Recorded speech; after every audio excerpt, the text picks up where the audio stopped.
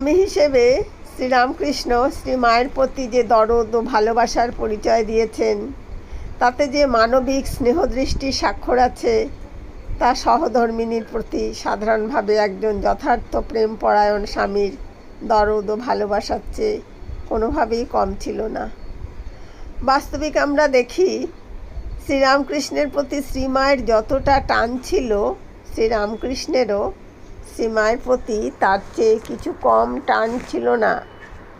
গৌরীমা বলেছেন, এই যে দুজনের মাত্র 50 হাত দূরে থেকেও কখনো কখনো 6 মাসেও হয়তো একদিন দেখা নাই, তবু দুজনের ভাবই ছিল কত। শ্রীরামকৃষ্ণ শ্রীমায়ের সম্পর্কে বলতেন, ওরে ওর নাম সারদা, ও সরস্বতী, তাই সাজতে ভালোবাসে। তাই হৃদয়কে একবার বলেছিলেন, দেখ তো তোর সিন্ধুকে কত টাকা আছে, ওকে ভালো করে 2 ছড়া তাবিজ গড়িয়ে দে।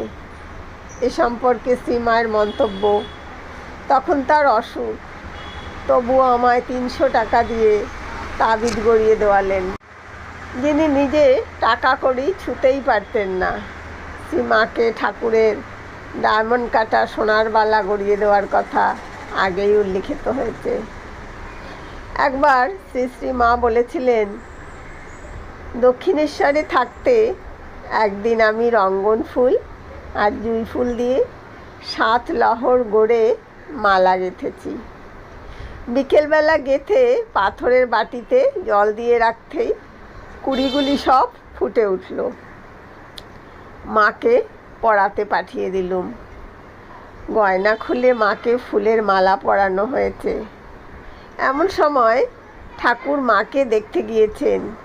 দেখে একেবারে ভাবে বিভোর, বারবার বলতে লাগলেন, আহা, কালো রঙে কি সুন্দরী মানিয়েছে।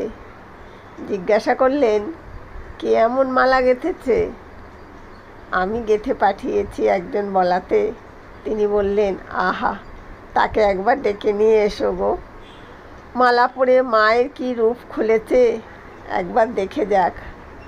বৃন্দে ঝি গিয়ে আমাকে ডেকে নিয়ে এলো। মন্দিরের কাছে আসতেই দেখি বলরামবাবু, সুরেনবাবু এরা সব মায়ের মন্দিরের দিকে আসছেন।